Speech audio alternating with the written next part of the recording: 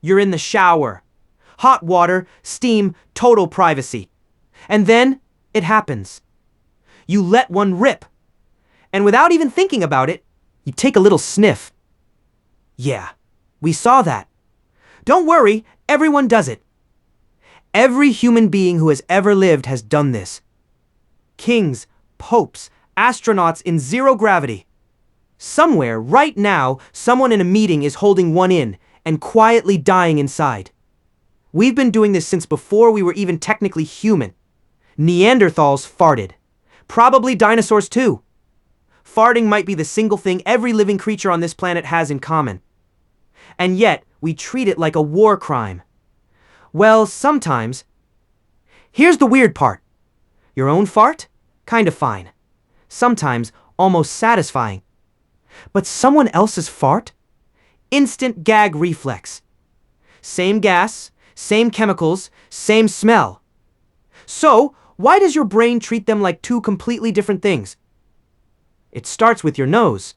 And your nose isn't as smart as you think? It's actually kind of lazy. If a smell sticks around long enough, your brain just stops noticing it. Scientists call this habituation. You live with your own gut bacteria 24 hours a day, every single day. So your brain basically signed a peace treaty with your own smell years ago. New smells get flagged as a threat. Familiar smells get filed under, seen it, boring. But there's something deeper going on here. Inside your gut, there are trillions of bacteria. And they're your bacteria. Your immune system has met them, shaken their hand, knows their whole life story. When you smell your own fart, you're smelling your own microbiome. Familiar, predictable, basically family. But someone else's gut bacteria? Total strangers. Different diet, different chemistry, different everything. And your brain has one job when it meets a stranger's bacteria. Treat it like an enemy.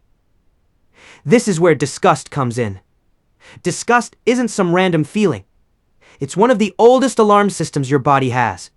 Its whole job is to keep you away from things that could make you sick. Rotting meat, spoiled milk, someone else's gas. All of it can carry germs your body has never dealt with before. So your brain doesn't wait around to find out if it's actually dangerous. It just goes, nope, away, now. That gag, that oh my god face, that's your immune system talking. So what's actually inside a fart, chemically speaking? Mostly, nothing smelly at all.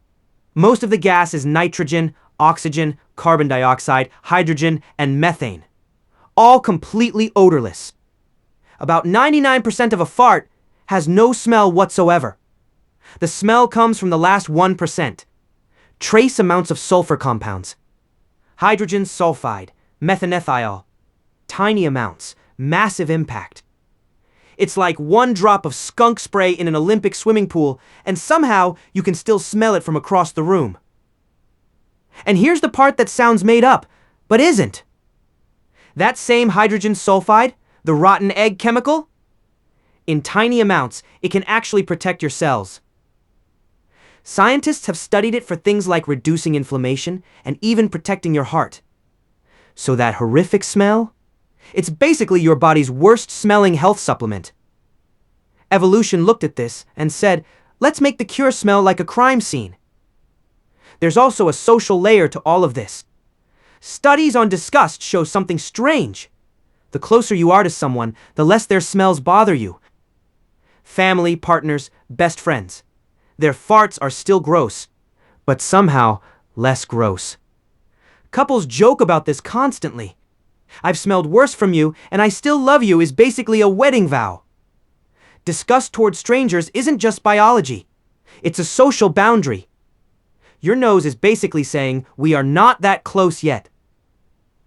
Quick history lesson. The Fart Hall of Fame. Legend says a Roman emperor once considered making farting at dinner legal. Officially, by decree. Medieval England had a court entertainer whose entire job was farting on command. He performed for kings. He got paid in land. Land for farting. Beans got nicknamed the musical fruit centuries before anyone studied gut bacteria. Turns out, people just knew. Hippocrates? Yes, the Hippocrates apparently believed releasing gas was healthier than holding it in. Doctor's orders? Literally. Benjamin Franklin once wrote an entire satirical essay arguing we should figure out how to make farts smell pleasant. He called it a noble scientific pursuit. We're still working on it, Ben. And humans aren't the only ones doing this. Dogs sniff each other's butts for a reason. It's basically their version of checking an ID. Mice can recognize their own family members just by smell.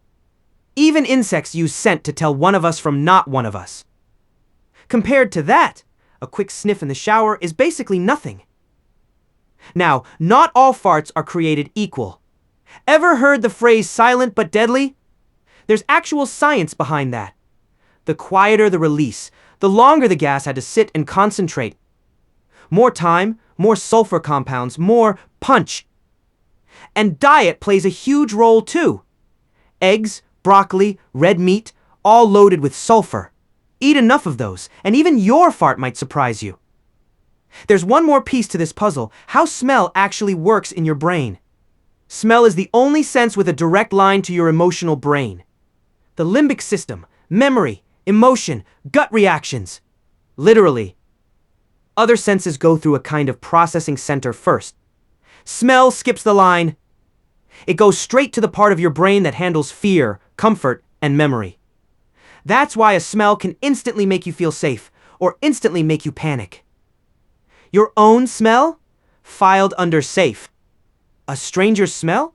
Not filed yet, which to your brain means possible danger. There's also the relief side of things. Holding in a fart actually takes muscle effort. Letting it go is a release, literally. Your body links that relief to your own smell. So your brain connects the smell with relaxation. It's a weird, gassy little form of self-care. Nobody's proud of it, but nobody's stopping either. Here's something else that's kind of fascinating. Fart jokes are basically universal. Every culture, every language, every generation. Toddlers laugh at farts before they can even talk properly. And adults pretend they've outgrown it? They haven't. Psychologists call this a benign violation.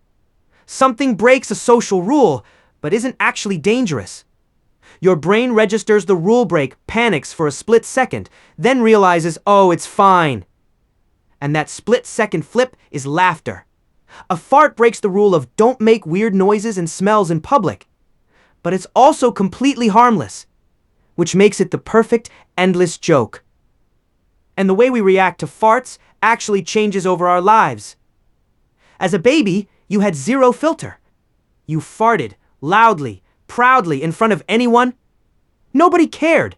Then, around age 5 or 6, society steps in. Suddenly it's rude, it's gross, say, excuse me. We don't start out disgusted by farts. We're trained into it.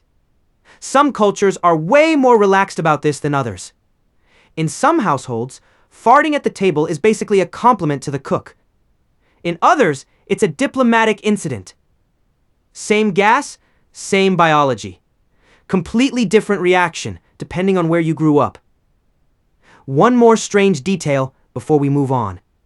Some research has looked at whether men's and women's farts actually smell different. The results are mixed and honestly kind of funny. A few small studies found women's flatulence had slightly higher concentrations of sulfur compounds on average, meaning potentially smellier, just less frequent. Less often, more concentrated, like a sniper instead of a machine gun. But again, small studies, mixed results. Take it with a grain of salt. Oh, and one last thing about holding it in. You know that public, polite, clench everything moment? Turns out that's not great for you. The gas doesn't just disappear. It gets reabsorbed into your bloodstream and eventually leaves your body, one way or another. Usually as a bigger, more dramatic event later. So next time you're holding it in at a meeting, just know you're not avoiding it. You're just delaying it with interest. If you really want to test all this, try the blind smell test with someone close to you. It sounds disgusting. It is disgusting. But it's basically a live demonstration of everything we just talked about. Your brain, sorting friend from stranger, one smell at a time. We're not saying do it. We're just saying science. So next time you catch yourself taking a little sniff, know that it's not weird. It's your brain recognizing its own chemistry, its own bacteria, its own signature. The disgust you feel for everyone else's, that's just your immune system doing its job. Same gas, same smell. Completely different reaction. Because to your brain, your fart isn't gross. It's just you.